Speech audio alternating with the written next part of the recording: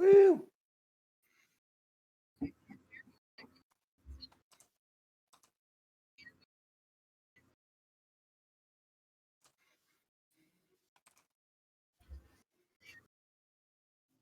Sure. Yep. My name is Joel Rigetti. I make a podcast with a very familiar name. It is Tales from the Dungeon. And there you go. And it is a short story kind of format. It is more like an audiobook than any of the actual play things that people got going on. And that's that. So I write and record and edit that show. And you can find me. I just finally got a website up. It is talesfromthedungeonpodcast.com. And that has all my anything I am. I'm most active on Twitter, which is just at Joel Rigetti, Righetti like spaghetti. And there you go. So that's me, and that's what I do. Awesome. Well, thank you so much for coming to hang out. And next, we're going to go to a more familiar face, Atomic Zero. Hey everybody, I'm Atomic Zero, as many of you should hopefully know. I am 1/3 of the leadership team for Shared Experience. I'm also a newly affiliated variety streamer here on Twitch at twitch.tv/Atomic Zero. You can find me on the Twitters at ttv_Atomic Zero. And you can find me as of Tuesday on our brand new Star Wars TTRPG here on Shared Experience called Ripples in the Gray, premiering 8 p.m. EST on this very channel. Yes, we're super excited about that. Also, I am hoping that everybody can hear me better now because in case you didn't know, this is my first stream from this PC, so there's still a few little like tweaks that I'm finding. Like, my audio is way the heck down. Everybody's like, you're still really quiet. I literally cannot turn this up anymore. I literally can't. The slider is all the way up. Is it up on Discord? Like, did you go to your voice settings and do input volume up? I did all of that stuff. So, yay. Hoot. So this is interesting. My slider is like, yeah, my slide, like, I'm getting like all these messages, and I'm like, I know it's all the way up. I'm sorry. Okay. So while I try to sort this out, I am going to have John introduce himself. Hey guys, I'm John Little. I'm a cast member on Lawful Great Adventures. I play Finn Cromwell, your huggable, lovable barbarian witch thrall who has a panache for ear biting. I'm a old school TTRPG player. I've been playing since late 80s, early 90s. Took a bit of a hiatus for about 20 years there in the middle, but I'm also an artist. I do illustrations and paintings. And about to start some of you can find me on Instagram at angry_monkey_art. You can find me on Twitter at angrymonkeyart, and you can find me on Facebook also at angrymonkeyart. That's pretty much me in a nutshell. All right. Is that any better for everybody? I still can't tell. So next I'm going to head over to David and have David do his introductions. Hey everybody, I am your Fungeon Master from Good Better Quest. It is I had exactly what I wanted to say before it got to me, and now I'm drawing a blank. I'm so sorry. Yeah, I'm the Fungeon Master for Good Better Quest. It is a fun podcast where we normally we play Dungeons and Dragons set at Faerun University. But right now we are doing what we're calling Good Better Side Quest, being led by our own Nolan Lacey, who is running a game of Offworlders. It's really fun. It's a really fun system. It's in space, and I play a very sweet robot man named Hagen, who is basically Hav Hogan from the Tupperware Remix Party Band. meets Baymax from Big Hero 6. And it's a fun time. You can check us out at GBQ Pod on Twitter or Good Better Quest on Podbean or wherever you get your podcast. Someone please just stop me. Oh God. All right. When I was a child, I grew up. No. Oh my gosh, I am trying so hard. Hopefully everybody can hear me. I'm trying so hard to like troubleshoot. Okay, I'm trying so hard to troubleshoot stuff right now, and like literally my Discord is blowing up. I have 6 messages from one person, 5 from somebody else, 4 from another person, and 3 more in our group chat. So I can't listen to everybody all at once, and I am trying really hard. You are fine. So this should have all been fixed beforehand, and I apologize. This was all set, and I don't know what the heck happened to it. I was troubleshooting sound beforehand ahead of stream on Discord. There was no issues. My mic has been... everybody's like, what about OBS? I can't fix anything in OBS. My slider is up as high as it will go. I can't make any more adjustments. I'm not sure what is going on. You're good. The only thing you need to check is the gain on your microphone itself, and at that point, you're good. Yeah. Hashtag pro streamer. This is what we all deal with all the time, right? How is this chat? Is this any better? Can you hear me now? Okay, let's see. Oh, and now I'm getting a chat from my daughter who is downstairs. I can hear you, Mom. Yeah, right. Mom, can you smell this milk? Mom, the house is on Somebody fire. just said, there we go. So I'm going with whatever I just did. I'm going to keep it there. Don't touch it. I can see that I am going up higher than I was before. Anyway. Let's see. So we just did David. Reed, you are next. Thank you so much for bearing with me, you guys. Not a problem. And Luna, it's a pleasure to be here. I'm Reed. I am the producer on the Games Tavern Network, a channel that does right now 5 different shows and soon to be possibly 3 more this year that we're adding to the regular lineup. And then on top of that, I'm also the Dungeon Master on Whiskey, Magic, and Destruction, which will be coming back sometime in March. And then also numerous other streams as invited. I do voice acting as well as a whole bunch of different character voices as need be. And, I'm kind of technical and I try to be entertaining. And more importantly, the people around me that I'm talking to right now are some of the most interesting people I've talked to all month. So I'm really happy to be here and talk to these guys because they're sitting in the same chair that we all are sometimes. So it's nice to share that experience. And the great thing is, it's actually the last day of the month, which means we really are some of the most interesting people he's talked to all month. I forgot about that. Yeah, today's March 1st. Yes. Tomorrow is, yeah. So, Yeah. But this is, I'm very excited about this group. This is a very fun group of people. I have some of my favorite people to hang out with. I have some of my favorite people to interact on Twitter with. I've had great conversations with Reed in the past. So I am super excited about coming and hanging out with everybody tonight. So we've already got questions that have started coming in. So I am going to launch right in with a question from Ray Mayhem, who would like to know, what is the weirdest character build you have ever done? Oh boy. I guess This is depends an open on question. It's an open Yes, question. Anybody can open answer. question. I always go with, is it like strangest mechanically or strangest backstory? You know what I mean? Because there's Let's say either or. Yeah, because there's always 2 different sides of the same coin. In terms of mechanics, the strangest one I ever had was one of my earlier characters. It was a half orc named Rock. And I had gotten literally the lowest intelligence roll you can get. I had a hammer of returning that I could physically not catch. It killed me more than once. Oh, no.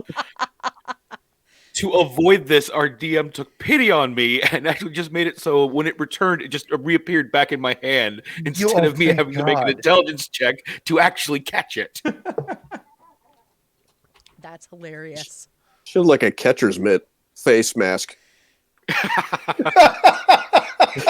Mask of Catch Hammer. Mask of Catch. Isn't that what a face is? Yeah. Yeah, I guess so. That's what it's for. Yeah. Yeah. I mean, yeah. Right now, my weirdest build is all backstory and flavor rather than mechanics. His name is Quaffman. He represents a brand of libation from the Feywild.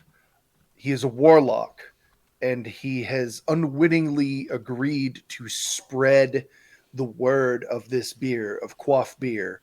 And so his whole thing is going around raising awareness of Quaff beer. And it's just basically Duffman from The Simpsons. Duffman from The Simpsons. Yeah. But it's Beer for Quaffman me. is here to spread delicious beer. It's not beer. It's not beer. I don't know what's in the cans, which, by the way, they're in cans, and that's how all his spells come out too, is shakes it up, opens it, Eldritch Blast. And I gave him I gave him the cantrip Chill Touch, never to use in combat, only Just to for the make beer. all beers refreshingly crisp and cool. Oh God. And I have a soundboard, and right now I would be playing that Ferris Bueller. Oh yeah. But yeah, You've made Slurms Mackenzie. Yes. yeah, pretty much. Flirms. No, I've made Duffman. It's dangerously addictive. It's dangerously addictive. And whenever people drink the beer, the DM has decided that the wild magic table needs to be rolled. Oh gosh. So that's been interesting. And by interesting, I mean terrifying. That sounds amazing. It's fun. Very cool. For me, it was a gnome tinkerer whose name escapes me. He was a rogue tinkerer that had the tinkerer background and all the tools and stuff like that. But I played him with a voice like this. But he had all the sense of the movie character MacGruber. And boy. stuff would blow up in his face and do all sorts of other stuff too. But so he was entertaining as much as he was disruptive, but he was disruptive in the most meaningfully like attempting to do good kind of way. But I mean, it wasn't purposefully disruptive as much as things would go wrong repeatedly, and he would always try to signature McCrintalk, and just go from there. I don't think he had any eyebrows ever again after one too many alchemical fire accidents. So that's me. From a mechanics perspective, he would always try to make things, and we wouldn't know if they would work right or not until after it was being used. And so sometimes, as you know, adventurers don't have a lot of time to whip up something to make it work. Because, the bad guys are coming through the door. So, we'd whip up something, looks good to me. And, maybe I'd be smoking when I come back through the room. Maybe I wouldn't be. I don't know. So I'm seeing a show here between Quaffman and this gnome. This seems Right? like a Spin-off. Batman and Robin situation. No, this is a straight up buddy cop film right I- there. Quaffman and the gnome. Let's get the brewery going. Yes. 60% actual beer. Justice Weird will go game. down smooth as a glass of Quaff Light. Catch my It's like a gnome. weird- Whoosh. Real quick, just because someone asked me earlier, can I tell you guys, someone asked me, what does Quaff Light taste like? Can I read you what I wrote? Oh no. Oh, you have to now. Okay. Opening a can of Quaff Light, your sense of smell takes you to a quiet lake. You sit and stare into the middle distance to realize the water is still, unnaturally so. You attempt to stand, but you feel paralyzed. The edge of the lake folds like a closing book, and you see the lake, still and reflective as glass, coming toward you. In the blink of an eye, you are submerged in the lake. The water tastes sweet with crisp floral notes.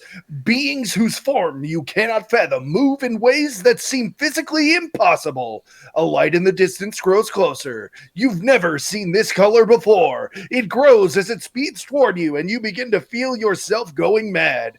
Its visage makes your mind feel like static, and when it finally reaches you, you obtain the peace that comes with the sweet release of your final breath. It is 2.5% ABV, imported product of the darkest shadows of the Feywild. Please quaff responsibly. Quaff Light is actually Quaff tasting like responsibly. whiskey is what it sounds like to me, but Yeah. ew. Yeah, And a hint of darkness. just a little bit. Yeah, just a hint. Yeah. Thank you for indulging me. I'm sorry. Sounds like the equivalent of being high on PCP riding a roller coaster while Monkey tries to find the last peanut somewhere in the bowels of your pants. See, he gets it. What's y'all's deal? I would like you to know that David Tilstra says, I vote to give David forever inspiration. Always and forever. Thank you, Tilstra. Forever inspiration. There's one character backstory I absolutely love to death, and it's not one of mine. It's actually one of my friends, Michael Rabagia, who plays Theo on Lawful Great. For another game campaign he has, this was a long-running campaign, and every new character that they would roll up had to be the descendant of the previous character. Well, his previous character had gotten in bed with the Fey Queen. This character was cursed from birth and turned into a rabbit. Now, the rabbit could not die, had a guardian Fey who would literally stop him from death. He could still get injured, he could still be hurt, but the fun mechanic was he was constantly beset by bad luck at the DM's discretion, because part of his backstory was he had to go find his foot. Because his foot was missing, his luck was gone. Oh, gosh. If you ever have Michael on here, ask him to tell the story about how he destroyed 2 galleons and still blew himself up with that rabbit. Oh, I'm going to have to now. I'll be like, Rabbit, I hear we need to know about. Rabbit gets a cameo in the Buddy Cop movie. Actually, He's the chief. Yeah. He's the shit. and Damn it, you guys blew up 2 galleons. Turn in Oh, your man, has badge. no regrets. actually, one of our other players, Alex Wright, who plays Warren, is a very well-known DM here in Dubuque, Iowa, and actually created a buddy cop movie one-shot for Rabbit and a few others to play. That apparently was they got inspiration and bonus for doing buddy cop tropes, and it was absolutely ridiculous. They've been trying to work out another one-shot, I think, to play with several of the other characters from Lawful Great, and just doing it as a recording one day, but it should be absolutely hilarious, I think. I love it.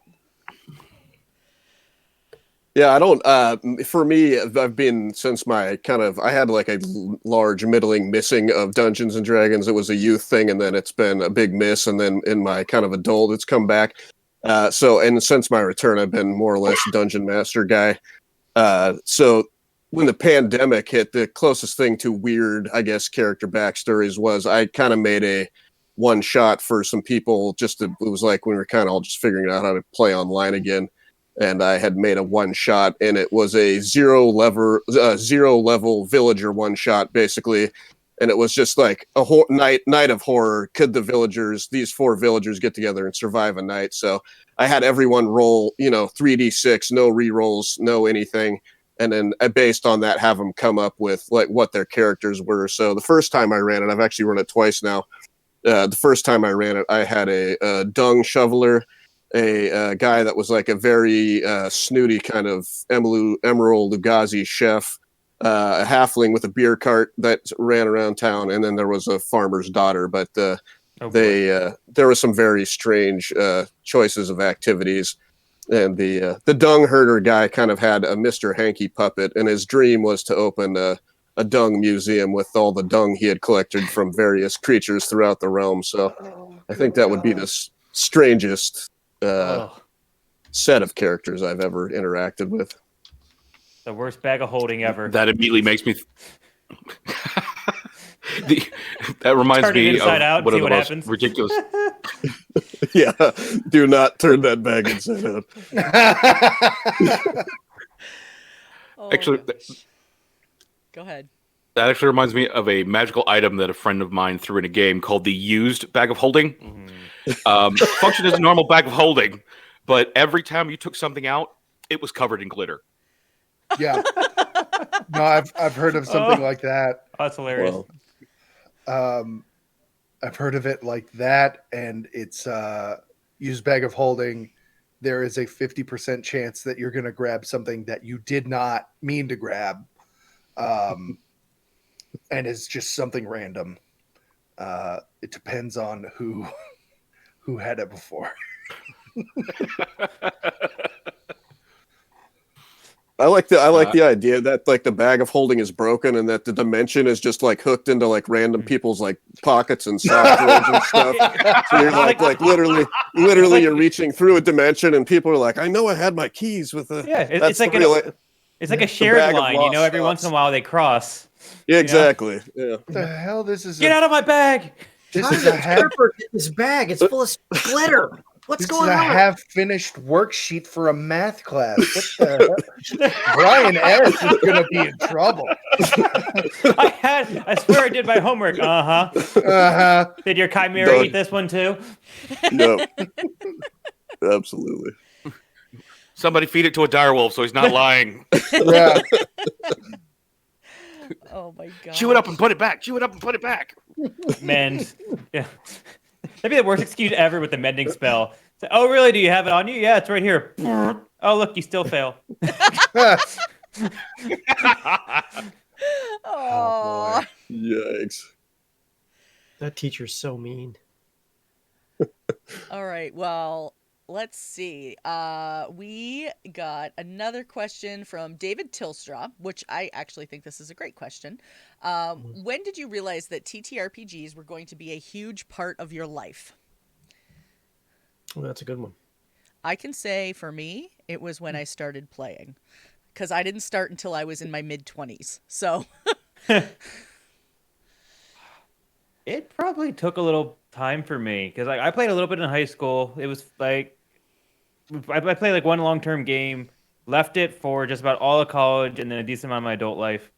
And then I think it got big so I used to do a PC gaming podcast called Addicted to Loot. We got very friendly with a TTRPG channel at the time. Kind of became co-fans of each other. And I think that's about the point when I started to get really into TTRPGs because after a while I'm like, I could just do my own show, or like I could produce my own show in this other system. And then eventually it just kept on going. And I think that's probably when it really started to trend for me in terms of, I think at that point I started trying to play as much as I could.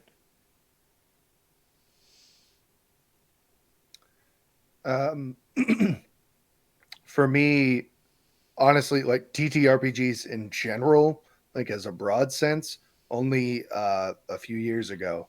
Because D&D I knew was going to be a big part, like when I started in college in like 2009, 2010.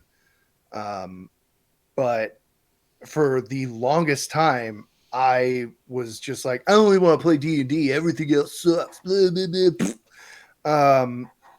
And then I've ventured out. I've played a fair amount of other systems, which I really want to thank Nolan for, because he's kind of pushed me into it. Nolan is a part of Good Better Quest, and everybody loves him. And yeah, he's really opened my eyes to trying a lot of new things. Yeah. I feel the need to be for the me. old man. Oh, Go ahead. Go No, ahead. you go right ahead. No, you go ahead. But you've got the cool hat. But you've got the tweed Yeah, jacket. but you look like a cool professor. What are you teaching? Advanced theory? Like what? I can teach advanced analytics. I do teach Yeah. that. I have taught that. I've taught biases, a whole bunch of other cool stuff, but that's a whole different part of my life. We're not right doing now that we're talking about how today. TRPGs are a big part of my life, not how we're mitigating bias in advanced analytics. What for me, you have to understand. I don't know where many of you guys came from, but I started these kinds of games down in Arkansas as one of the few kids who probably played these games. And my mom, as much as I give her hell for raising me, she was actually pretty cool in terms of she wasn't buying into the satanic panic that a lot of other parents were at the time and all that other stuff. But I would literally mow lawns for a month after I discovered Dungeons and Dragons and Top Secret SI with, believe it or not, my old Boy Scout troop. I'm still friends with all of them to this day. And we still meet up occasionally when I go back down to Arkansas to visit family and friends.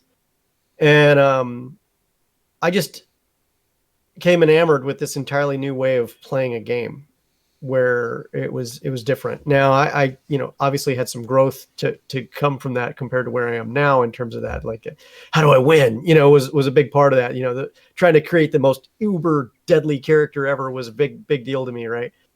But I would say that I knew almost immediately when I was spending, 4 weeks of my life mowing lawns and taking my lawnmower money to buy my next book, whatever it was, from that, Player's Handbook, Dungeon Master's Guide, Monster Manual, Unearthed Arcana, all those different books. And then later on, I never stopped with games. I did, have a hiatus from some TTRPGs for a while, but I never stopped with gaming in general. And then it came to a head when I got, I wound up becoming a director at a company called Games Workshop, which is one of the largest miniatures companies in the world. And I spent about 3 years with them, if you count the time there. And then there was a year I was in Iraq while I was with them too. And they honored me by putting me in the back of one of their magazines in March of that year, on top of Alfal Palace with I think I had a copy of White Dwarf on me at the time. So I was showing that, which is the magazine of that company.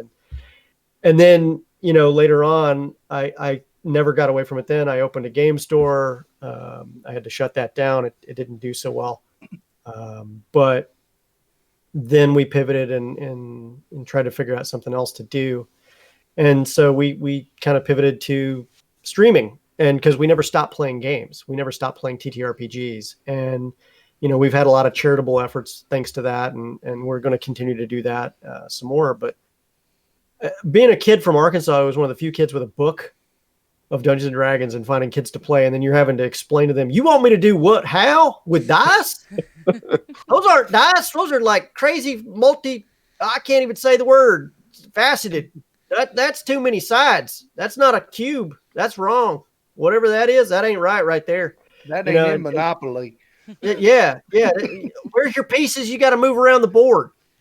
And how do you beat the end boss? Where's the if I ain't got a spinner, I ain't where's playing. the end boss? All that stuff that you'd have to explain over and over and over again. No, there's no end boss. Right. You want me to play something with no end boss, huh?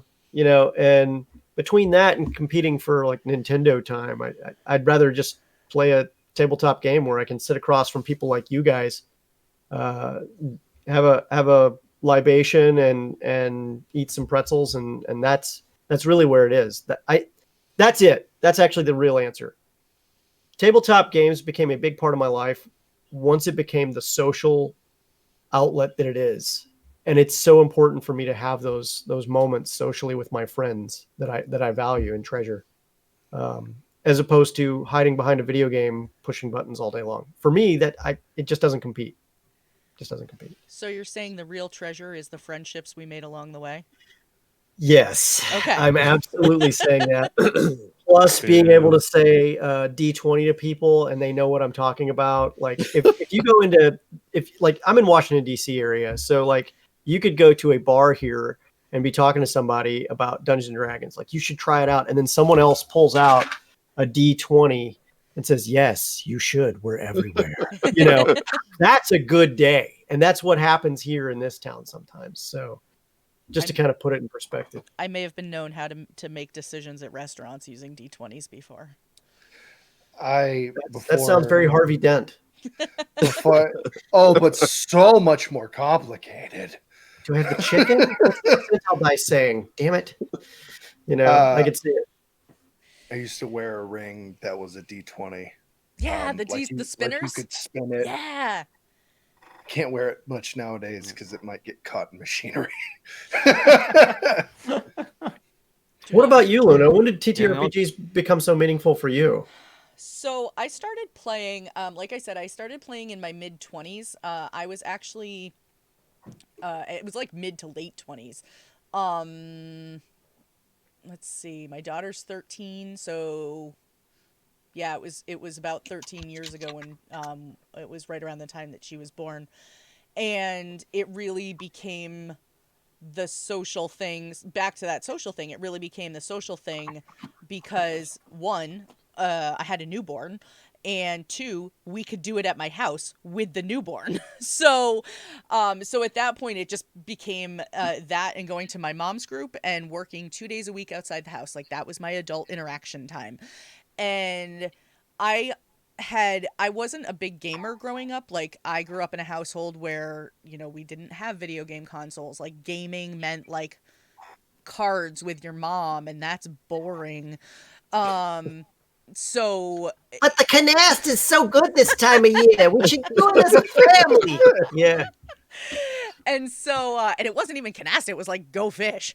So it was, it wasn't until I started really getting into that. And then I knew it wasn't so much that I knew it was going to become a big part of my life. It was more like, this has become a big part of my life. People who have watched the stream regularly have heard me say this before, but some of you probably haven't. So I met my best friend through a fan page on Facebook for the Dragon Age Origins game.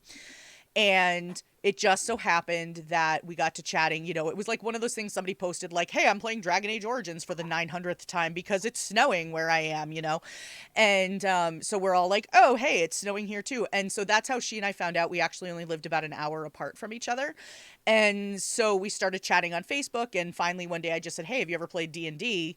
And she said no. And I said, well, you should come try it. So she came over to my house. She ended up joining our D&D group. And then, lo and behold, through our D&D group is how she met her now husband, who they now live a mile away from me and have a 5-year-old son. So it's like, it's just one of those things that it's when you finally look back on it, you're like, oh, wow, this has really had some big impactful moments in my life. This is how I, my best friend and I really got to become good friends. I actually, how like Facebook has those Facebook memories? I pulled up one the other day that was a picture of her and I was like, here we are making D&D online fun since before 2020 made it cool. And it was like this picture from, I don't know, like 10 years ago. And for whatever reason, it was probably snowing and she couldn't make the drive over. So we were playing like back when it was Google Hangouts and she was the only one on camera and I was the only one with a laptop in front of me. And so like we were... Yeah, it was a disaster, but it was a lot of fun. And so we made it work. So I heard two things that I think are very interesting key points here. You had so much time that was adult time, and you chose to play it playing make-believe. Yes. That's awesome. Yes. That when you can choose your adult time to play make-believe, that's a pretty cool day. Yeah. Yeah, definitely. And now it was, for a chunk of time, it was just kind of like, it's D&D day. It's D&D day, and then it became like a lot of my close friends were also playing it. So not only now was it just D&D day, but it was D&D day with my friends, not my now my ex-husband, but at the time, my husband's friends. It was D&D with my friends. And Then I got divorced and my D&D group kind of fell apart. And then I realized like, oh, actually it didn't, because now they're all my friends. So we started playing again. And then from there, that was actually when I got into streaming. And that's when I was like, oh, this really is a huge part of my life now. So, you know, that's what I spend my free time doing, you know, this stream and a Pathfinder stream and, you know, playing in charity streams and doing things like that. And I love it. So I wouldn't. Is it hard for you to hide all the imaginary bodies? No.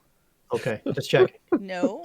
My kid is very aware of what I do, and she's she now that she is 13 and was able to set up her own Twitch account, which she discovered she could do a couple weeks ago, because she just turned 13 a couple weeks ago. Mom, can I play a TTRPG on stream with you sometime? Okay. So at some point she wants to do that with me. So I'm like, yeah, I'm okay with that. Every parent's dream. Yeah. A kid that actually wants to spend time with them. Mom point. I think that's a cool arc too to think about, from basically this game that was, I think, when we were more children, really looked down upon by a huge amount of people, and now you think that we're coming now to having this discussion, and now it's something where a 13-year-old goes, it's so cool that I want to do it, you know, with my parent, you know what I mean? So it really, it's neat to watch that arc that it's made from kind of this taboo, you know, rumors of satanic stuff around it to this kind of more mainstream thing. I felt like it was a people can gym. share. I wanted it, warlock power. I was trying to get that. I There was ain't nothing but dice and crayons in I here. was a skinny kid in middle school who was getting beat up by all the bullies. I wanted Eldritch Blast so bad. Yep. Show up to your first session with like a baby goat, and you're just like, oh, Aw, I don't yeah. need it. Yeah. Well, I'll tell you too, like poor John has seen me say this a gazillion times on Twitter. My daughter listens to his podcast without me. So, I mean, I listened to it. That's how she learned about it. But then she actually got further ahead in it when I was still playing catch up. She got further ahead in it than I did. So she listens to it on her own. And I think Ben. I was going to say John's DM has yelled at me numerous times about that. I think Ben put it best. You know, part of LJ's goal was to be your favorite TTRPGs podcast. Yeah, for me, honestly, you know, tabletop gaming and you know, role playing in general was a connection for me. I grew up as a military child, so we moved all over, and especially being, you know, the weird kid in a family of, you know, 5. You know, I have an older brother and a younger brother, and we're fairly close, but we're very different people. I mean, you know, my older brother's a lawyer, my younger brother is a logistics engineer, and I went to art school. I work in IT, but I went to art school. But, you know, growing up the way I did, and especially the time I did, you know, I grew up playing, you know, Bard's Tale and the King's Quest games on my Tandy and my Apple IIe. And, you know, for me, growing up at military bases, having that role playing and the, you know, TTRPG connection was a great way to, you know, make new friends when you've moved to a new place, especially if you're a little bit of a weird kid. And at the time I was very, very into punk rock and was, you know, had a 7-inch green mohawk, which there exist no pictures of because my mom burned them all. The mohawk still exists though. It is framed. That's neither here nor there. But like many people, like I played up until probably I was just out of middle school, and, you know, high school I focused a lot more on artwork because, again, this hobby and this interest brought me into fantasy illustration and, you know, things like, you know, heavy metal and various other art outlets at the time. And I really got into theater at the time as well, which also fed into that and fed into wanting to do voice acting and be characters as opposed to just sitting around with guys going, does that hit? You know, it's being fully immersive and being present in the moment. So, but I honestly didn't play again until probably like 5-6 years ago. I I hadn't played in a while, and our DM Ben was wanting to start a new game of his own. He had this one world that he really wanted to do, so we got 6 of us together and played for a little while. And then, as per everybody knows, scheduling. So that game ended, and I was so mad because I hadn't played in years. Was just really getting obsessed with it again, and it's like having a good book snatched away halfway through it. I really wanted to know how the story ended. Oh. So I had been bugging him for like 2 years, and him and Rabbit from the podcast, like, guys, we got to get something else going. All right, I need to play. And finally, Ben just decided, like, look, I will do another one, but I have 2 caveats. One, it's got to be super low prep, and we're going to record it and make a go of it. There is a recording of the other campaign. It's only 2 episodes because we were just giving it a test run, but it is 2 of the most ridiculous things we'd ever done because we'd actually split the party. And when we split the party, we did separate sessions. There were 2 of us stuck in a ziggurat and the 5 other people on the rest of the quest. I hate it when that happens. I like the theory that like the bag of holding now, like with all the campaigns that aren't finished, maybe there's a dimension or a plane where just all of the unfinished campaigns are just like people like wandering around wanting to know how it ends. What do you do? Well, I used to be a fighter, but that would be a really interesting resource for both NPCs and plot hooks. Mm-hmm. Exactly. All the random NPCs, all from all the campaigns and all the characters we never got to use, just make a database of them. That's just I absolutely do that. They get it's like Soylent Green. I recycle them. I'm gonna put them into maybe not Soylent Green, but they're coming back. False equivalency, maybe not. Maybe they get dumped out of a bag of holding somewhere. Maybe there's an evil, really eccentric wizard who's like, I'm gonna make NPCs, and just starts dumping out bags of holding different places, and just bodies start popping out. Then he activates his necromancer abilities and brings them all back to life somehow. I was about to say they're not going to be very lively. Yeah. You can make a sentient bag of holding. Plate. That's all. I know there's a kobold in here somewhere. Just got to keep digging. They make the best plumbing. All right. I am going to, I know there's a bunch of other questions, but we had somebody, so for those of you unfamiliar, we have Channel Point Redemption that is called Ask My Question Next. Jim the Dim has redeemed that for 1,000 channel points. So his question is, what was the most memorable crit, fail, or success from a D&D session you've played or GM'd? Oh, for me, okay, so, and of course, like every role, there's exposition. There's prologue and exposition. So, it was one of my first games I got into when I first got back into TTRPGs after my big hiatus with them. I was playing, I think I talk about this character a lot, my dwarf barbarian pirate. It was awesome. But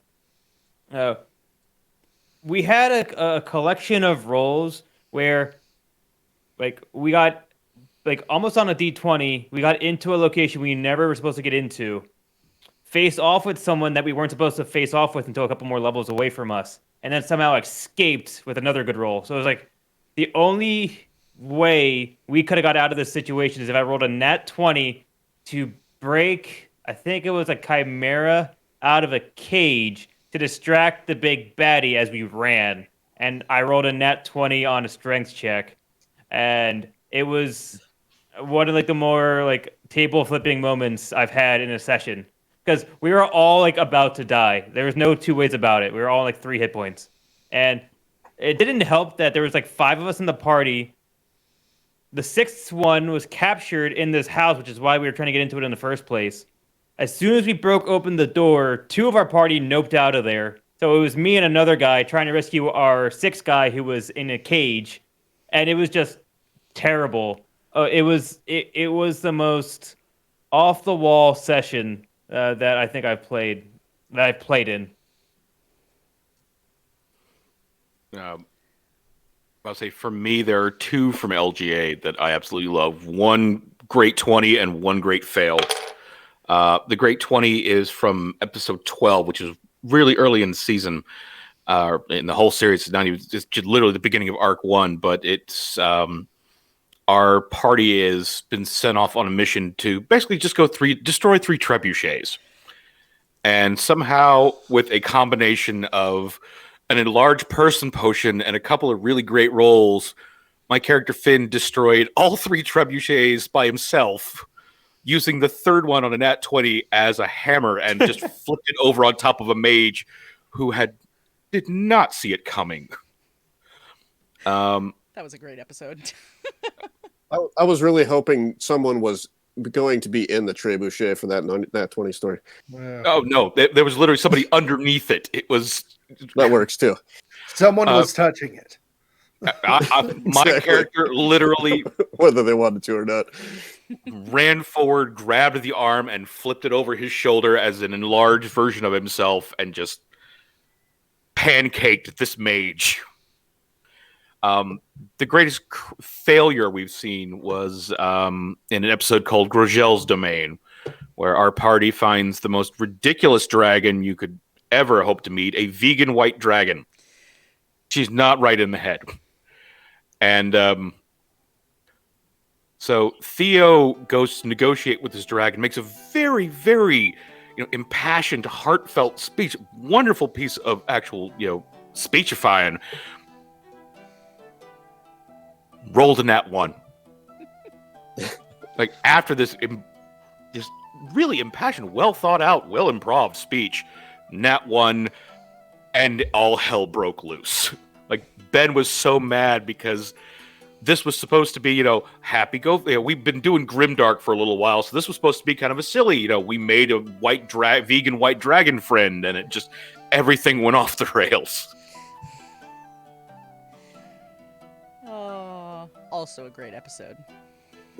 Thank you. I have my favorite nat 20 from my first big campaign. From my namesake, actually, Staghorn was my first D&D character that I really, really loved. And at the time, the only notebook I had was a cheap one someone gave me. So it's a One Direction notebook.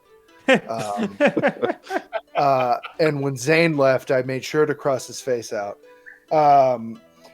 And in it, I actually stapled. I was a fighter who I had tried so many times to do like charismatic things like intimidation and persuasion and stuff like that because I was used to playing a bard.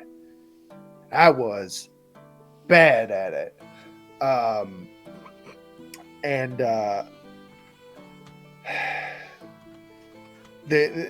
wrote a speech because I had to convince a whole council of people. This was the tyranny of dragons.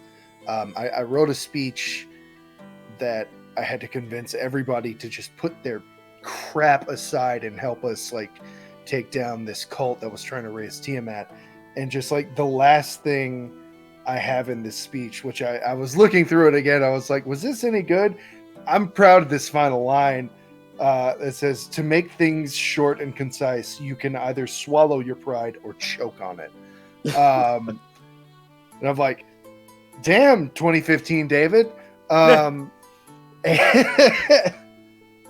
I nat 20'd that. My DM, who's my brother-in-law, was like, I'll give you advantage on that roll, and I didn't need it because I rolled a nat 20 the first time, and I was so happy about it. I stapled that speech into that stupid One Direction notebook. Best crit fail, I was a DM, and someone found a bag of holding, and they tried to figure out what it was. It was the barbarian who tried to figure out what it was. He rolled a nat 1. And I said, you're not sure what this thing is, but it ain't right. And he destroyed it. So that To the was, party's great joy. Yeah. Oh yeah. No, I'm sure. Oh shoot! I see Nolan in the chat now trying to get me to talk about crits from the show that I'm on that I didn't talk about. Shit. It's okay. I stand by my answers. For me, it's always those clutch moments when something goes amazingly well. I don't know about you guys, but like I remember when I got back into D&D 5e. I came back into 5e around 2018, and I was playing a first level, second level character, and I was just coming in, and it was part of the games we were running at the shop that I had at the time, and we had another great guy as a DM. Cecil's his name. He's an amazing dungeon master. He's really well known all throughout this area. He's written for so many actual TTRPGs. It's not funny, but there was a situation where we had been fighting off this incursion, and we were making a stand inside the manor house that we were in, and then we heard something inside the manor house, and it was stealing something, and it had gotten away, right? And we saw it, or essences of it, running out the front door. We were on the second floor. The other guy opened I ran, crashed the window, and I said, I'm crashing the window, I'm jumping, and I'm gonna land, and then if I make it, I'm gonna keep going, and if I don't, so be it. And I rolled a natural 20, and I stuck the landing and ran and was able to make that move, and the entire table went, yeah! And it's that's one of those moments like, I stuck the landing, I get to live to keep playing this character. And then the only other time besides that, I was playing a rogue assassin, and we had snuck up on a sleeping dragon, and I not only wanted to, sneak attack it, I was going to stab it right in the eye. I wanted to half blind this sucker if I could, and I rolled a natural 20 and did 87 hit points plus hit blind the dragon, and that's like, I couldn't have asked for a better time to roll a natural 20. Thank you, oh great dice gods, and everyone was like, sweet, 87 hit points, that's sick. And I had poisoned the blade too. Didn't do a thing to the dragon resisted it, but the fact is that we stacked the deck and it actually worked. Hot diggity, those clutch moments, because if we hadn't done that, who knows if the dragon would have made it or not. Yeah, I think on the clutch moments, a campaign I was in real briefly, we had gone on this adventure, and it was a total wandering, random encounter on the way to the adventure. There was a T-Rex that the DM had put in the woods, and we all kind of hid, and it and ran by, and we were like, oh, cool. And so then we went and did the whole adventure, and we're coming back, and the DM goes, how are you coming back? We're like, of course, we'll just go back the way we came. So, of course, on the exit from the adventure, we run into this T-Rex and enter full combat. And 2 turns in, it eats the party's barbarian, and she's inside for, turns, and her hit points are going down, down, down, and everyone's beating on the T, whatever. And her initiative was literally before the T-Rex's, one step above. And so she had a last chance with disadvantage to make this attack from inside the thing, or she was dead, and she rolled double nat 20s and killed, was the last hit points that this T-Rex had. Killed, and I have this cinematography moment of just axe splitting a T-Rex's belly open and birth the barbarian dwarven but she was so mad that she got swallowed, and then it was it turned her from furious that her character was on the way out to the most heroic action ever. So it was, again, it's one of those stand up and woohoo for everybody. Just comes out, I thought they smelled bad on the outside. Did you crawl back in to keep warm? I'm immediately exactly. I'm immediately getting Drax from Guardians of the Galaxy 2. Yeah. I have defeated the creature single-handedly. You got reverse taunt.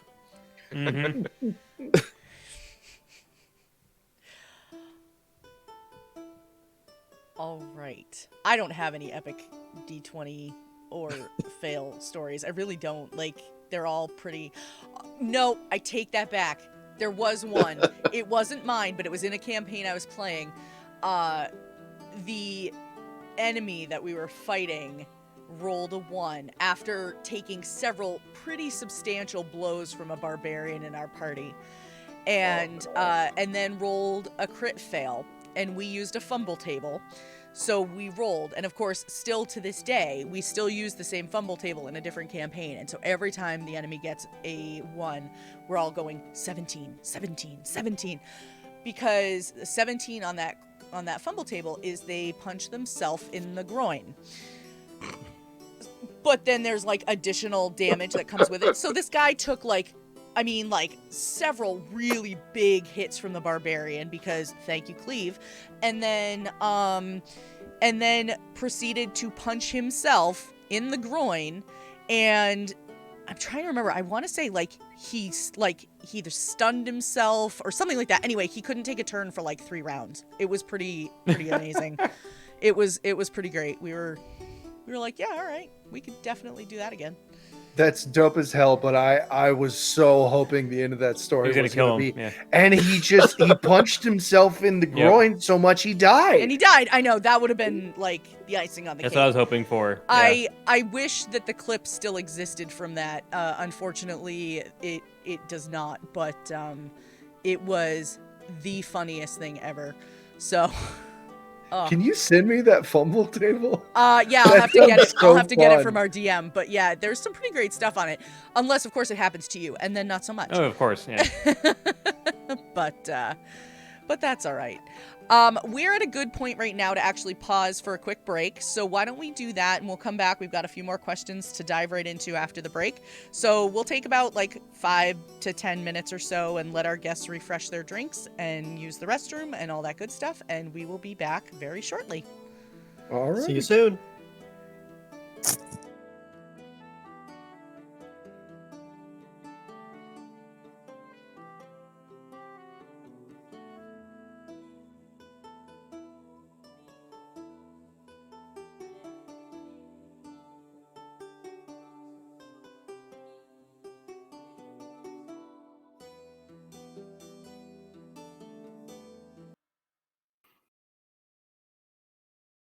All right, here we are back from break. Hope everybody had a good break. I did. It was really good. I got a massage. Ooh, lucky you. Yeah. 2 gnomes just beat the daylights out of my shoulders and back. It was great. That's fantastic. Best kind of massage ever. Oh yeah. There were a lot of ways that sentence could have gone, and I don't know if we got the best one. Uh-oh. Who'd we lose? Oh, he's back. I hit Control R on the wrong screen. Hey, wow, I'm in the spot. I was trying to do it in my my Chrome, and I instantly saw my video for Discord go away. I'm like, no. Oh. Apparently I was in the wrong window before you hit refresh. Now we are role playing. I get to be Reed. Yeah, I know. I get to be Gamer Mom Luna. I'm Atomic Zero. Take over. Wait, take why over. isn't my... Turn your camera back on, Nick. Next question. My camera's always on. Oh, I don't know. That's what I'm saying. That's weird. Turn it off and turn it back on again? No, I use a virtual cam, so that's what I'm like. I'm not at work. I'm not using that excuse. Ooh, that's in Lacey weird. 70 had a good question. Yes. Anywho, let me figure this out. That's right, Nolan. Oh, there we it go. is. Yeah. Hooray! All right. Hey, So Nolan also used the Ask My Question Next. So we'll we dive go. right in with Nolan's. Nolan would like to know, what's the best moment your players came up with that inspired you as a DM? Can I lead with this one? Go for it. Go for it. Go for it. You know, it's funny how when we play with other adults and we do all these different things and we have certain expectations. And even when the adults surprise you, it's pretty amazing. But let me tell you what's really exciting. When you play with kids. Kids, when they're playing this game, have less rules that might stop them in many respects, right? To do different things or to figure things out. And I have 5 amazing kids. And I sat down to play D&D with them the other day, and about a year ago. And all they did was amaze me the entire time they played. They came up with new ways to do things I hadn't thought of, and I actually wrote some of them down. I'm like, that's pretty smart. I never thought of that way. And And the same thing happens with them, when I'm working with them on game design stuff too. They come up with whole new mechanics and stuff like that I never even thought of. But kids are who inspire me to be a good DM, because the more you and this is important for when we talk about new players in general, because to keep this hobby growing, you've got to find the next generation, or continually be welcoming and introduce new people, no matter where they come from, no matter what they look like, no matter how old they are, whether their feet touch the floor when they're sitting in the chair or not. The goal is to make sure that they're enjoying it and having fun and learning the game, right? They inspired me to keep doing it. And so, my kids are really the ones that inspired me to keep being a great DM, because the looks on their faces as they figure out, when my 8-year-old went, I'm going to attack him with my battle axe. Okay. And you do. And he's like so excited, that kind of stuff is pretty cool. So I guess that's it for me. As sad as that, as mushy as that sounds as a dad, I think that's great though, that they, I think they do have that perspective where, oh yeah, you whatever. I like to think of, I don't have a specific example, but it's always amazing to me when players of any type, and whether it be listening to it, find a non-violent workaround, I think, to a lot of things, because so much of the game mechanics are really towards, okay, now it's time for violence, which is great and entertaining, and that's a lot of us come for, woohoo, I got to do some violence. But it is always amazing when you're like, aha, and as the DM, you're like, here's the violence, and then they're like, no, we, MacGruber duct tape onto a pole and a dragon's head and a shtick, and then I'm gonna, the bard's gonna mime a voice. Like those are, I think, really are those brilliant moments of like humanity in the game where, it takes it back from, we are just kind of this video game smashing buttons or, rolling dice to kill stuff to, to this really creative solution. And I mean, that's really, I think it is those kind of like offbeat moments that really change the game into something more than just a video game, right? Like you don't have that option in the video game to go in and come up with a non-violent solution or some off the wall, stick your hand in the bag of holding and pull, somebody's homework out and then turn it into whatever. But to me, that really is what changes the game, is that opportunity to do literally whatever you want, I have a couple moments actually from Good Better Quest that my players, and I think half of them are in here, but my players inspire me. They come up with some of the sweetest and most intense ideas that I never would have thought of on my own. Nolan's character Yardi is a tabaxi who was very gullible, and like Nolan came up with this whole idea of he says I think he was tricked and he like fell into a well and he was there for a long time, and that like made him kind of not kind of shifty around people a little bit. And I was like, okay. And he was like, and I want him to use that to become a cleric. And I was like, okay. So like he and I worked together and decided his god was going to be Selune. And just the idea was the moon would shine bright one night in that well and illuminate stones that would help him climb out.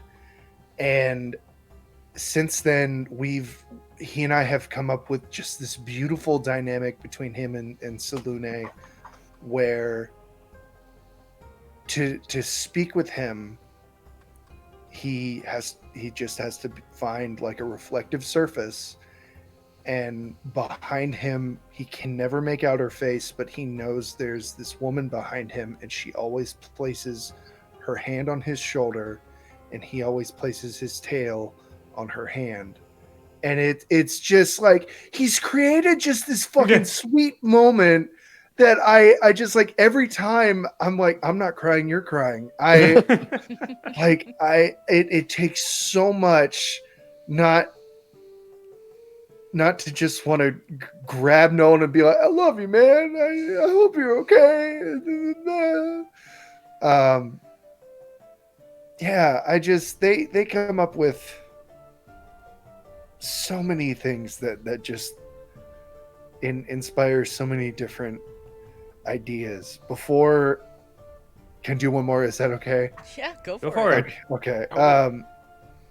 Before they go on one of their big missions, Kate plays an 18 or 19-year-old kid named Cash Black, and he goes before every mission to go see his grandparents, who are slowly getting more and more senile, but he loves them so much.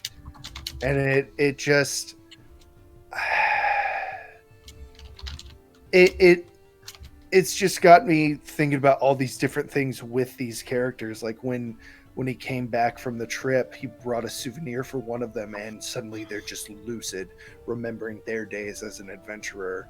And it just, these are things that I never would have thought about. Here I am over here like, all right, there's a hippo and he sucks.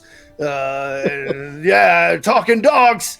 And then here's my characters over here like, I want to talk to God, you know. I want to thank her for helping me get out of a well where I was going to die. You know, I'm tearing up a little bit. I'm so sorry. I love my players so much. They come up with very sweet things, and they inspire me to build off of that. Yeah. You're not the first person to cry on this stream. I'll just let you know. I'm not going to cry full on unless Single tear. I'm yeah, not crying, you're crying. exactly. I'm not crying. What's that bit from Full Metal Alchemist? It's like, it's raining today. Sir, there's a sun. There's not a cloud in the sky. This is rain. All right.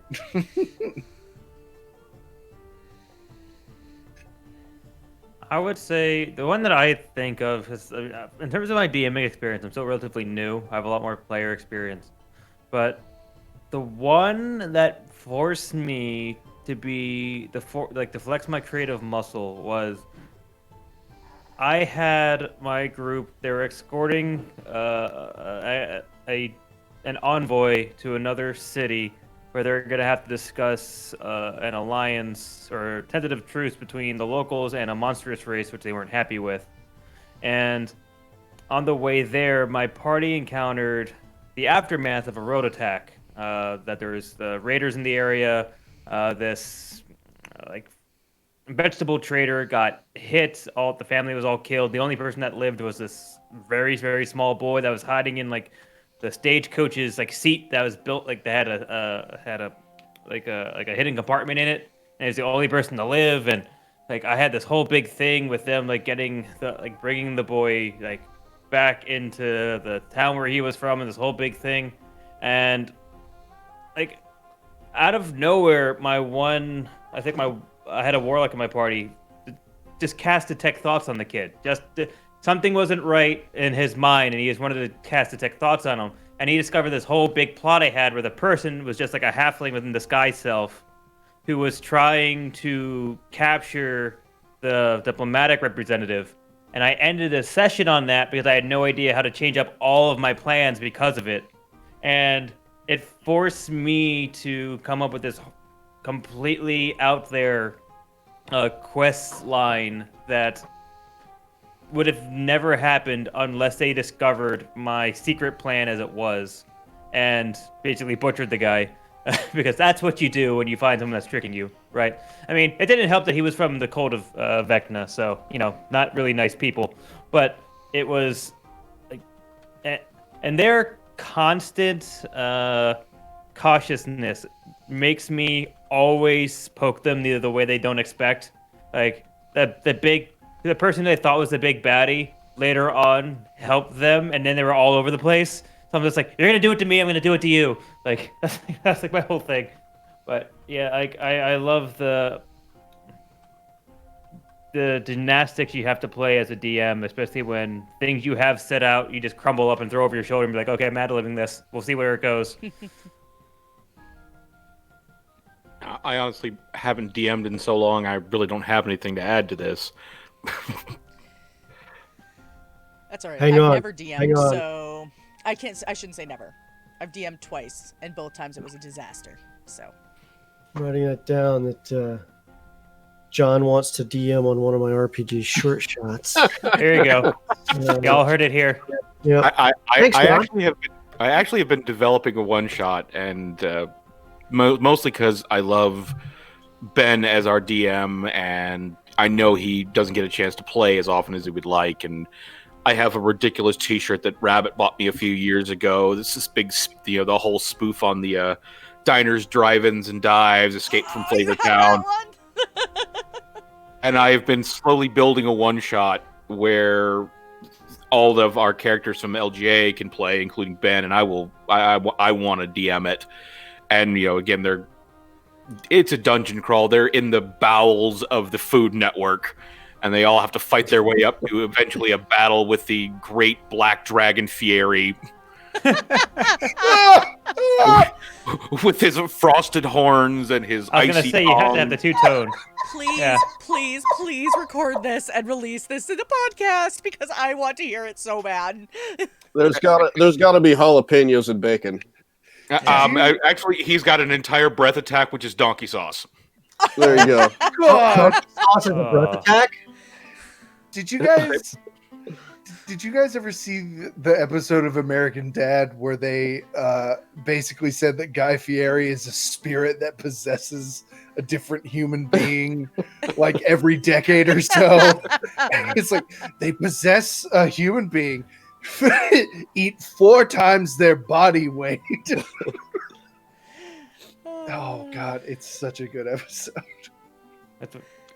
There's one episode we never recorded because we talked about doing it for a April Fool's one shot, and the whole episode was literally going to be our characters playing sportscasters for Goblin Bowl. Oh, I either did play or almost played in something that was very close to that. Where That was the. I'm sorry. Go ahead. No, you're good. That's basically just like we were either commentators or athletes in just weird fantasy sports. Yeah, we weren't even going to play sports. We were just going to be commentators. And so I had a fun idea for, I don't know why this came to mind, for a prolonged campaign, but every session, the players would wake up not knowing who they were. They would have I would have all of their sheets, and they'd be like, I try to cast Fireball. I'm like, nothing happens. I try to rage. Oh my God, you do rage. And they have to discover who they are and what they can do and what their abilities are. Oh, That's that's a neat concept. cool. Yeah. Yeah, like you played a wizard one time, and then the next episode you're like a fighter, but then you have to figure out if you're an elf or a dwarf or what subclass you are. And I think it would just be hilarious because they're a completely different world, completely different lives. Played a game once where we all got Freaky Friday'd with people in the room, and we didn't realize that there was also a corgi in the room, and I got put in the corgi. I bark at you, I say. Yeah, I was going to say, honestly, I wasn't even mad. So you won then. Yeah, I won. Yeah. Like who doesn't want to be in the corgi? I don't know who got me. I was a Warforged who ate garbage for fun. Like, I feel sorry for that guy. Roll Yeah. his glutes. Was your name Mr. Fusion? No, his Bender. name was Bender. Rocks. And You were part of the He was- mighty Orbots, and I know no one's going to get that reference. He looked like, again, Have Hogan from Tupperware Remix Party. I have a theme for my Warforged, apparently. I had an idea for a campaign once where everybody creates their own characters, gives the DM the sheets, and the DM assigns them one secret they have to keep from everyone. And it's a pretty big secret. Like, your rogue is really 3 kobolds and a trench coat. They have to hide that from everybody. Yep. Your wizard is, possessed by a sentient mushroom under his hat. Things like that. Things you have to keep from the party the entire time. Oh, that would be awesome. I like it. God, how great would it be if it was something, if you had one that connected with another player that was like, you're positive that this other player knows that you murdered like someone they know, and Yeah, then like the their other motive, one, yeah. the other one is the player who's suspicious is really just, you're pretty sure this guy's just an anteater, like just a sentient anteater, and it's weird, and you need to figure out why. So he's suspicious, but not for the reason he should be. That would be hilarious. He's a druid with wild shape that's so convincing everyone just thinks it's a sentient bear. Well, it's like I was about to say, it's that bear that everybody. It's the bear that's Chicken Boo from Animaniacs. Did I forget to change back again? Yeah. God, I need to play. My next character is just going to be Chicken Boo. The Aarakocra. Yeah. No, like an actual chicken that everyone is just like max out charisma. Here is Chicken Boo, the nobleman, and everyone thinks he's human. And the man were big, yeah. I once had this idea for a warlock whose patron is a wizard named Doug. So anytime the warlock casts a spell, it's just Doug the wizard casting it over his shoulder. He's doing nothing. Oh, yeah, I've heard about something like that before. Oh, that's so good. Or like the one I always had it where like they are going to get a wizard spell, an evil wizard spell book, but when they get to the tower and they kill the wizard, the spell book is just nothing but like smut because he's just a sorcerer pretending to be a wizard. So good. I once A played barbarian that faints inside of blood. I once played a bard who thought that they were a wizard because I made sure to only pick spells that crossed the 2 schools.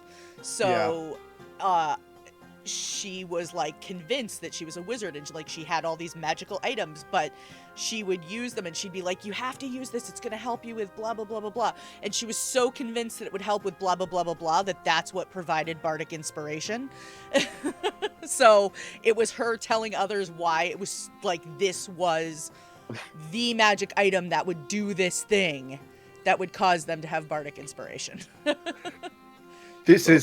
I actually had a character that was the exact opposite of that. It was a wizard who was convinced they were a bard because all they did was play air guitar, but stuff kept happening when they played air guitar. So they're convinced you're a bard. Be excellent to each other. Van Whalen. This is the last one I'll do. I promise this is the last one I'll do. I'm so sorry. But I never got to play this guy, but I built him and I was so excited. I asked someone, I was going to play a game. I was like, do I get magic items? And his answer was just, yeah. So I made a Kenku rogue and I just gave him like 15 magic items. I think one of which he was proficient with. And then one of the items was also a ring of 3 wishes. And the best thing about it is he's a Kenku. He can't say it. He can't say I wish for blah, blah, blah. And the more I thought about it, I was like, man, he's just a crow. He's just collecting shiny things. This is the best. Until someone goes, I wish I had a milkshake right now. Bam. He doesn't know. He doesn't care. It's pretty. Yeah. That's fantastic. I have a friend of mine who's starting campaign and playing a Kenku for the first time, and they were trying to figure out what to do with it. And one of my suggestions was, okay, you're a Kenku Warlock. And the thing about it is, again, as you just stated, Kenkus can't talk. Yeah. Her character can because it's just her demonic patron speaking through her. Oh, God. Which just messes with everybody because, again, they don't realize it's the demonic patron speaking through her. They just think they found a Kenku who could talk. That's awesome. That's terrifying as shit. It'd be even better. my Which God. It'd be even better if it's just like a tiny little bird, and you like give her a demonic voice that just comes out of it. I want your soul.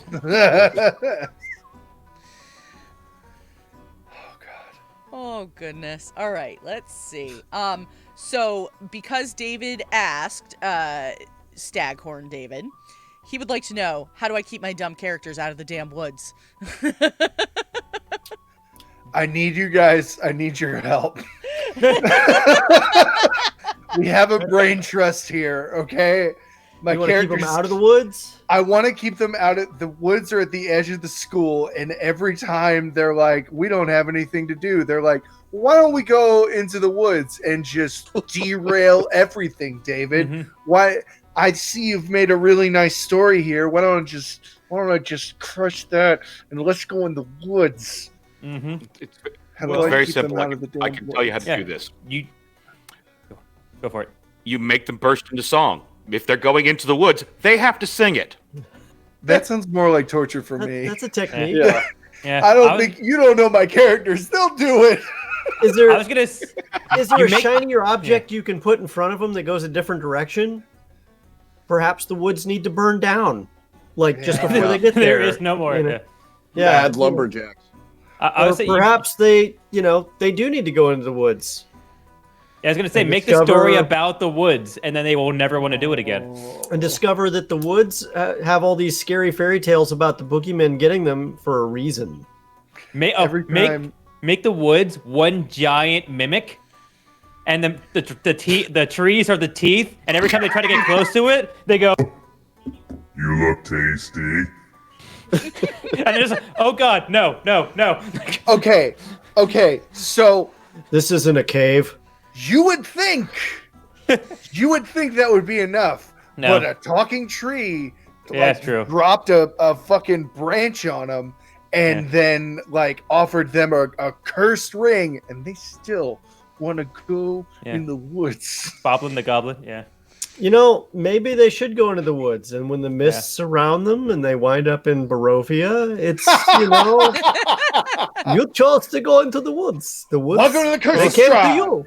You Every guys want to time- go in the woods? We're in the woods. You're Every in the time they go woods. in, yeah. Whenever you go into the woods, they immediately wake back up in their beds, and it's the morning before. Yeah. He Groundhog Day. moment. That or like an endless cricket track. You went into the woods. Cricket, cricket, cricket, cricket. Oh You know what I my mean? God. There's nothing in there. Would you? So Chad I'm- is coming up with some great ideas too. The woods are an illusion. All right. Let's, The woods are a lie. The I like woods it. are a lie. A cursed ring or a magic item. Nope. Let's No, see. they already got that. Okay.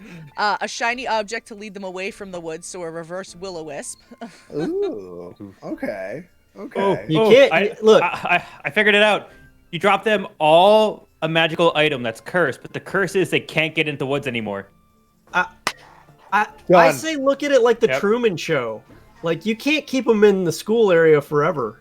They're going to figure it out. They're going to have Or to. They're can going to you? have to expand their horizon at some point. Let them in the woods. Let them in, I am reminded. and then let them see the terror that is in those woods. Blights galore.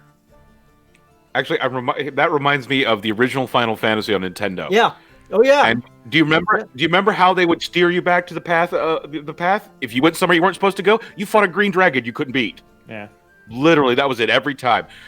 You All get right. killed by whatever is in those woods, and you wake up in your bed. Watch out, Nolan and Doug. Yo, And green guys dragons are in pretty nasty. trouble. I've spoke to some competent people. All right. Amber You're Anna, doomed. Amber Anna, who's Wouldn't also quite go that far. is saying I'm a fan of the sink or swim philosophy of parenting. That's not entirely untrue, but there's some guidance there. Oh, you want to go in the woods? Well, you can certainly try. Go for it. You know. You're dead. Y'all don't mind it pretty. Out there? Oh no, y'all don't want to go out there. Oh, out there. Those woods are wicked smart. Hey. Some of us are in New England. Yeah. What? You can't get there from here. Can't get there. I can't get there from Yeah. Well, up there, huh? Going all the way up there, huh? Yeah. Pepperidge Sorry. Farm remembers. Pepperidge when- Farm when- remembers. Come back right. Pepperidge Farms remembers Come the back day right when at all. Pepperidge Farm remembers when people didn't need to go in the woods. Every time they get close to the woods, it's just ding, ding, ding, ding, ding, ding.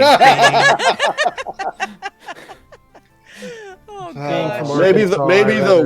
Maybe the woods could go into them, and then that would be bad. That's why you have blights come out of the woods. Yeah, that's it. Have the woods come to them. They wake up to a tree trying to get into their mouth. He's writing down notes, guys. He's writing down notes. Look at it. He grabbed the book. He's grabbed writing the down book. notes over there. Oh, You're it's welcome. like that really crappy what Mark Wahlberg movie? What's The Happening? The That Happening? was? Yeah. But instead of that, it's the trees going in. Wood. In Soviet Russia, woods go into you. Soviet Russia. Yeah. And we're Every back time to the they're Russian sitting, accent. they're We've sitting in come full class, they circle. look out the window, they just see a tree step like 1 meter closer. They're like 1 meter closer. It's It's like Macbeth. tapping on the window. No, dude, listen. They have seen a talking tree. They made Yeah. it cry. They Oh, met God. a drug dealer in the woods. They fought a shambling mound. Have they seen a bunch of poisonous trees? They've seen blights and poison and a tree that's and you think older they than shouldn't- God. Want to go into the woods at that point? You Yes, basically they- said the because woods it's are the better. place to be. Well, it's like, Okay, over okay. here, look, we're going to I've learn got your about... solution right now. Yeah. What's that? Your solution? Yes, they've seen all these things, but have they ever had to fight an entire battalion, and I mean full battalion, of stone golems, all of whom are yard gnomes? Oh, Gnomes. Endless gnomes. Endless gnomes. That's going in the notebook. Pointy hats and all, my friend. stone You have caught the ire. Uh-huh. You have caught the ire of the yard gnomes. Oh my gosh. This is great. Oh, but yeah, one better. They can be the oh my god, the Keebler elves. They attack everyone with cookies. Oh, Already, I legit I've done Already that. done. Yeah. I've done that. They've Team come to the wrong forest. They've been taken out by a drug dealing quickling named Ruby Ann, who Oh, sells, God. It's a drug dealing quickling. A quickling? A quickling? A really fast quickling, Yeah, maybe? a really fast Wonder what kind of quickling. drugs they used. Speed, Yeah. maybe? Meth? Maybe. she sells. The place is called Shrooms and Such, and if Oh, you God. get the and such is basically. You know how the Dum Daddy, Dum why does mystery this flavor? mushroom taste like Quaff Light? Yeah. Yep. Oh no, we've discovered the secret ingredient. We're ruined. Oh, man, you know, in Dum Dums, the mystery flavor is just like the leftover flavors. yeah, like the in-between flavor. So imagine that, but with like meth and speed and all that stuff, and it looks like glitter. That's such, which is what she sells as well. Wow. Yeah, That's just So- picking it right there. yeah. Please, I have so many ways to make my players' lives miserable now. Thank you, guys. Oh, or you can always make it where every time they try to go into the forest, as soon as they take a step in, it goes 10 feet further away. And it just always gets further and further and further and further. Oh, Yeah, but you're gonna have to man. explain that at some point too. No, you don't. Magic. Magic. Magic. Done. Yeah, but welcome to the Truman Show. Who Yeah. makes this magic? So Where does this magic come from? Somebody in the school. Yeah, that's the whole Yeah. point. Cool. Deus Yeah. Ex Machina. Giving them an excuse My to dude, find it is magic. Dungeons and Dragons. Magic Yeah. be everywhere. I also could see like a big like foosball table where like the trees spun around and just like kept kicking them out. Yeah. Okay. That would be funny. I love that. How big is the school? big. It's not. It's not actually. It's not a forest. It's a communal of nudist ents. Uh, I like it. oh God. Which makes me now start to wonder where the hell are all the ents that are wearing clothes that I've never seen. Right? Exactly. I would like to see these. Yeah. Yeah. But like you would notice them because they're the only trees wearing clothes. Yeah.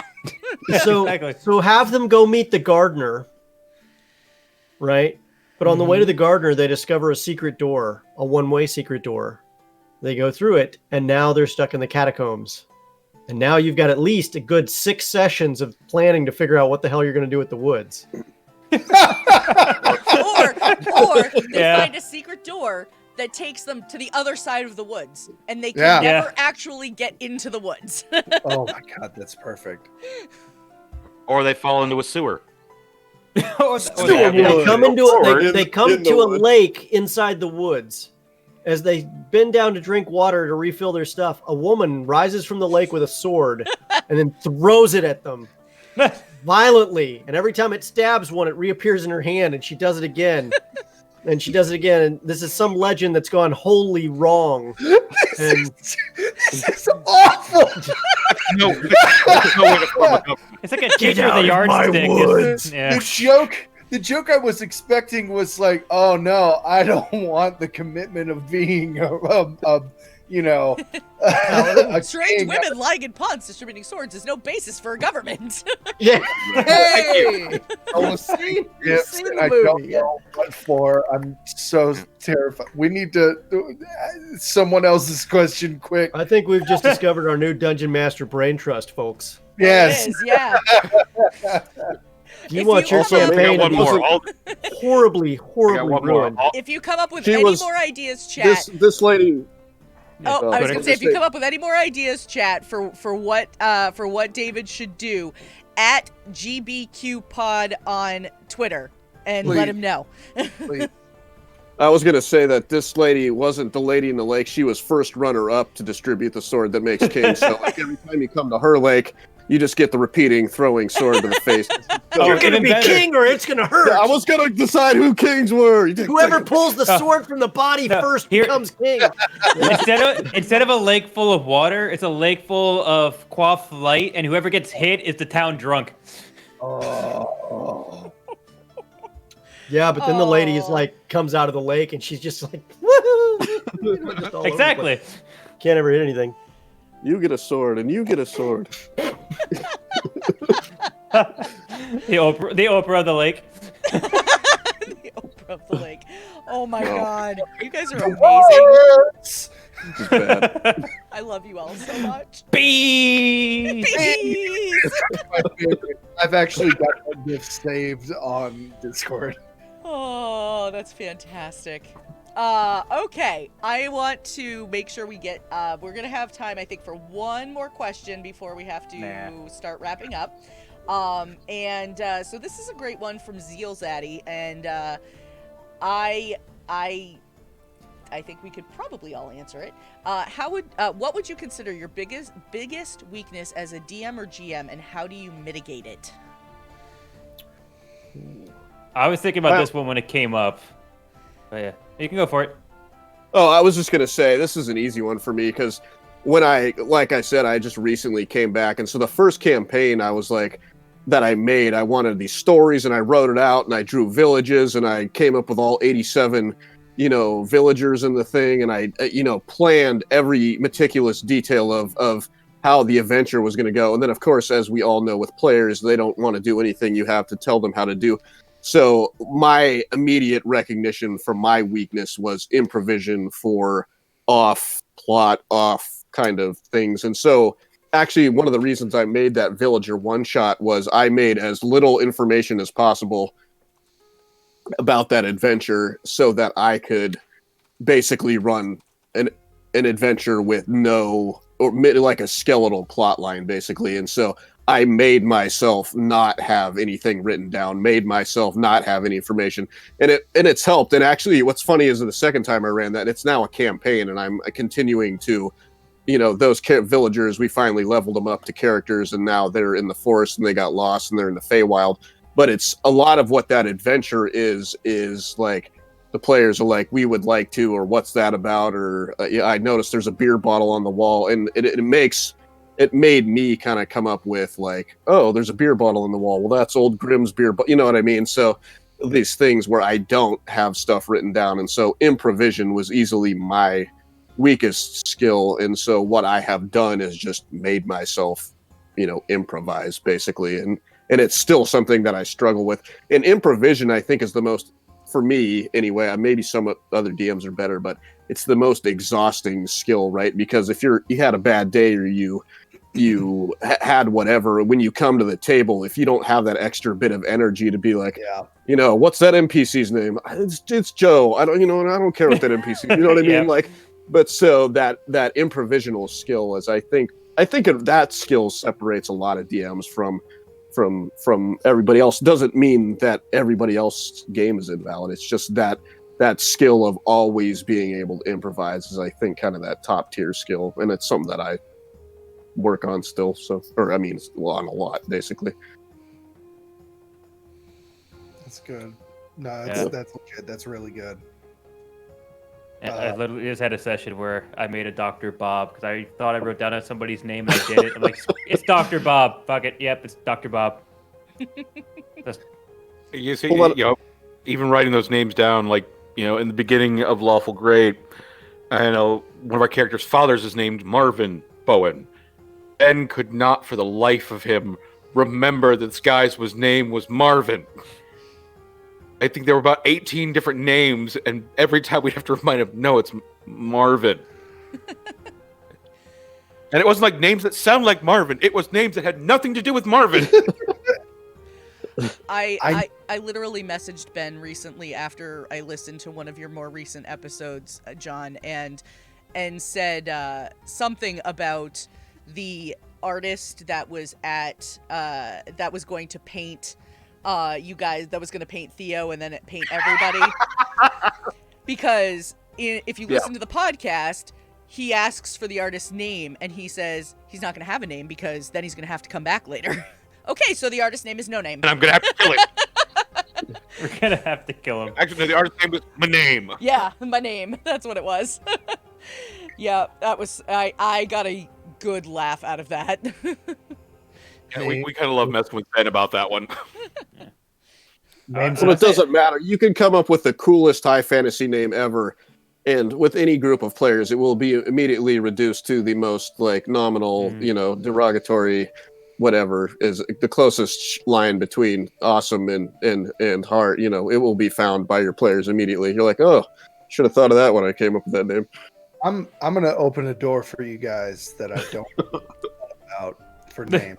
It is a tried and true method that has worked for me so many times. Apostrophes are your friends. Spelling it out phonetically is your friend. Literally every chain restaurant spelled backwards is your friend. A professor at the school is named Nedrag Ivilo. Oh my god. Garden. Olive Garden. That's pretty awesome. Yeah. That's pretty awesome. Like, dude, it's not hard. It's so good.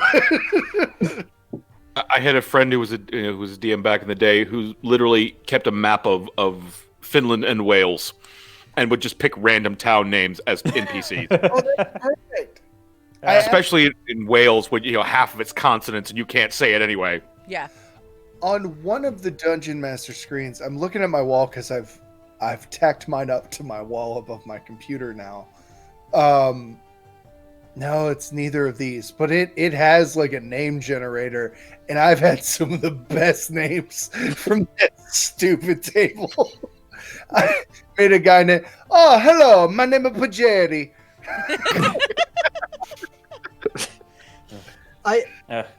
IKEA items. I would say that as a DM, and I take being a DM extra special sensitive, right? I take extra special care about it right now because I am on screen all the time. Yeah. And I will say that no one is better feedback for you than your own players. And the toughest part is having that vulnerability to where your players can feel like they can tell you what they really think without worrying about your feelings. And I'm lucky that my players don't give two shits about my feelings, because they tell me what they really think about my DMing. And you guys were mentioning what we think our biggest issues are.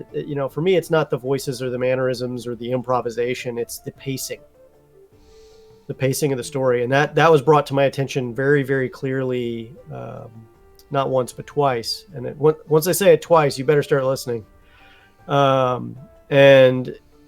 And if they did it more than that, I wasn't listening. So I'm sorry if you guys did say it more than once and you're watching. What do you mean by pacing though? Like, so feedback on like too much adventure, not enough adventure. Like, what's the? I'd be interested in that.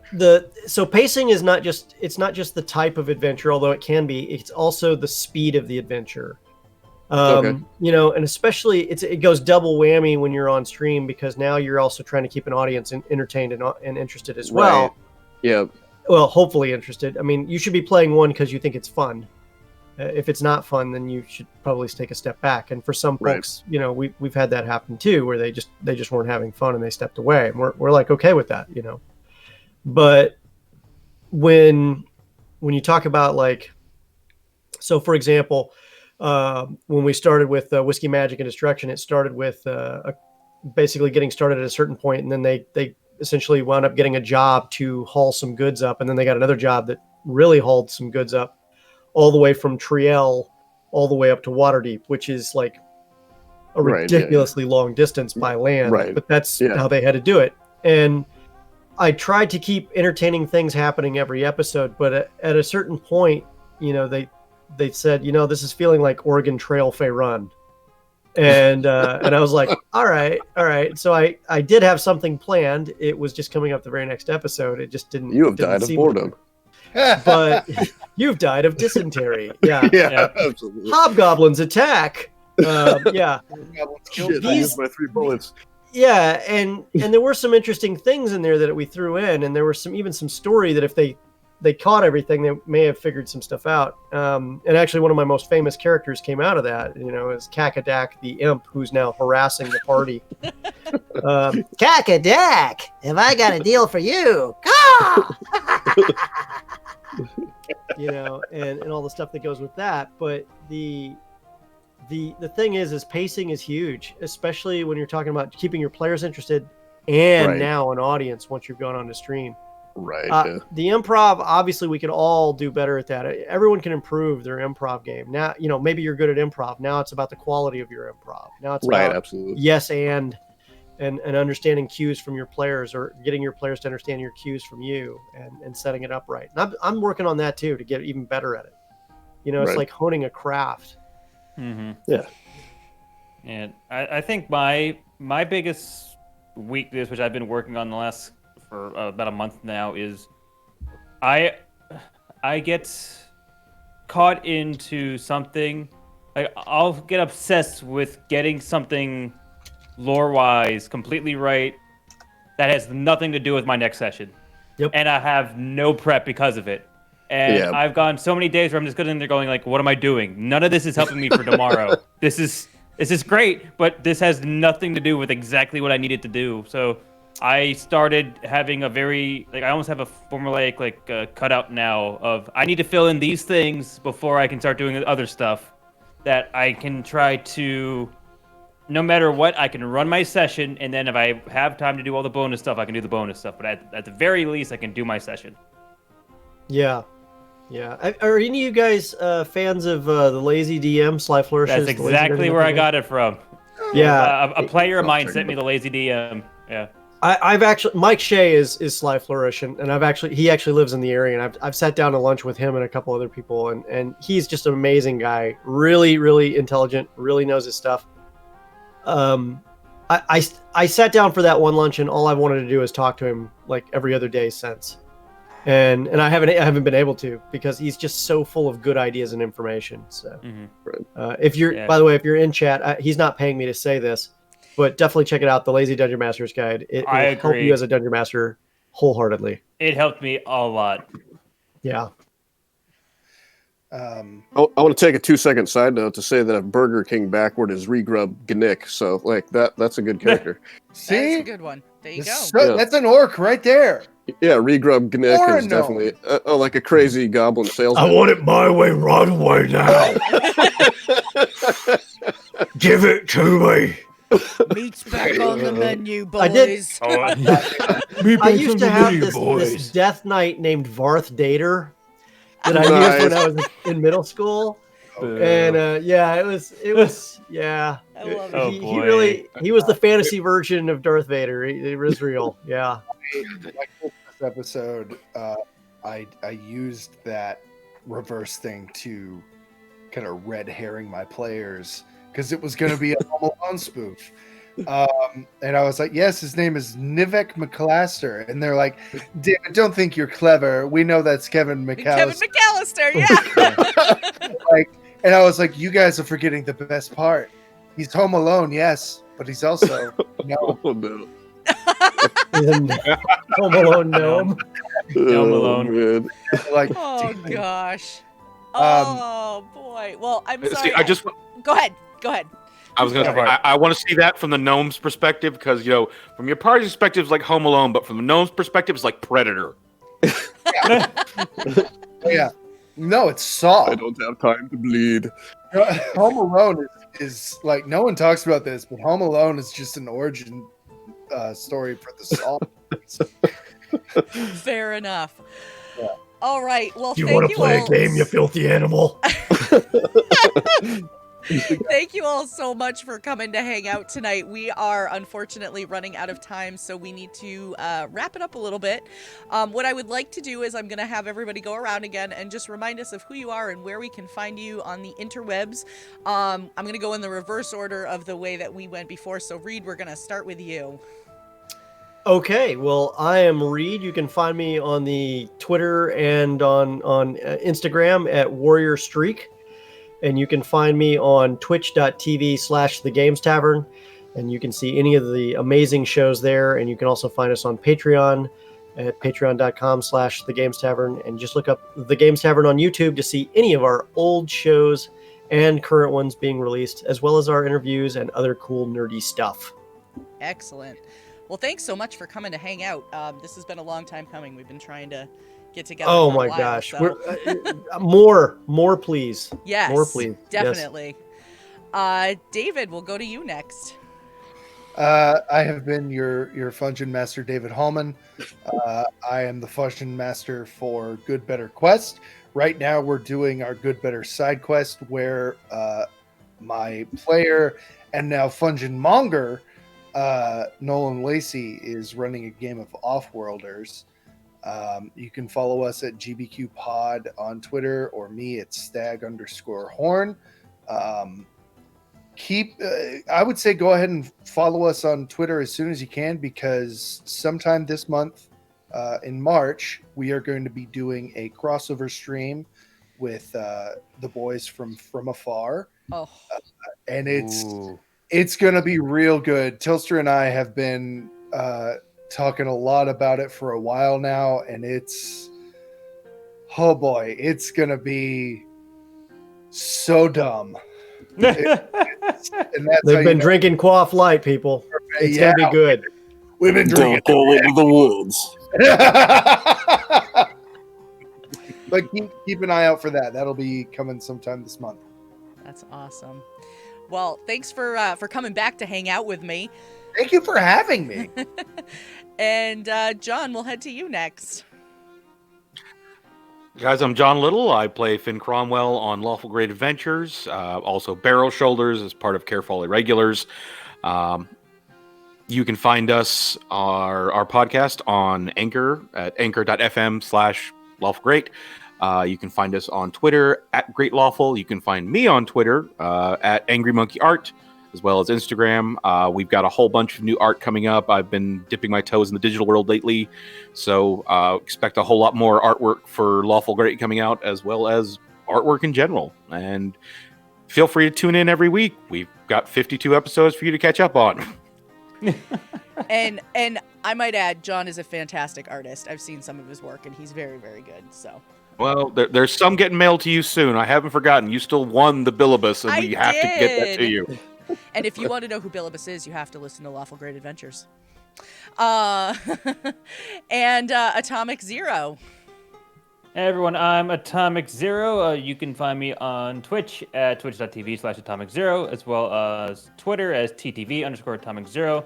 You can also catch me in the Shared Experience Discord, as well as a Shared Experience on Tuesday at 8 o'clock p.m. EST for the debut of Ripples in the Gray, our Star Wars FFG real play Twitch stream here on Shared Experience. I am With- so excited for that. With Ben from Lawful Great, so Yeah. he's playing a fun character. Yes. Yeah. That's good. It's a great cast, and I'm so excited for this show. So I will be in chat for that for sure. And Joel, back to you. Thank you very much. Thanks, Luna. Thanks for everyone. It's the first time my face has been broadcast across the internet in any way, shape, or form. I am Joel Rigetti. I do Tales from the Dungeon podcast. It is kind of like a high fantasy short story podcast. It is narrated, though it does follow all of the D&D 5e rules. So at the end of each season, I go back and explain how the rules of all of those books influenced the stories I wrote and told. So you can check that out. I'm easy to find on Twitter at Joel Rigetti. And the podcast now has a website, www. Is that too many? Is that one too many? I don't know how many W's. There's some W's and There's then the some dot. W's, yeah. Yeah, and then instead of Tales from the Tavern, I'm Tales from the Dungeon podcast.com. I think episode 50 just came out for the public. Patrons are about a season ahead. And that's that. If you are interested in fantasy books, fantasy novels, fantasy storytelling, come on over and check it out. And otherwise, hit me up on Twitter, and I'm always around to talk eventually. So that's it. Thanks to everybody. Well, thank you all so much. I am Gamer Mom Luna. This is Shared Experience, and we are here every Sunday night at 8 p.m. Eastern, 5 p.m. Pacific time. I'm pretty sure it's next weekend. We have to change our clocks. I think it's next weekend. So we need to. Could we stop that, please? I know, Yeah. right? So if you are in a daylight savings time area, make sure you do that so that you're here on time. And so we are here every Sunday night. Starting this week, as Atomic said, is our Ripples in the Gray, our Star Wars campaign. So that's going live at 8 p.m. Eastern as well. And then on Wednesday nights, you can catch our Pathfinder First Edition campaign, which is 50 Shades of Crimson, a Curse of the Crimson Throne adventure. And we've got lots of other stuff in the works, so be on the lookout for all of that. Hop in our Discord if you aren't already. And we're going to go share some love, actually, with another great group of TTRPG enthusiasts, one of whom is also going to be on the Star Wars show. We're going to go pay a visit to Lionhead Gaming. They are still streaming. And so we're going to go over there and say hi to them. And thank you all so much for coming to hang out tonight. It's been a blast, and we will see you all again next week.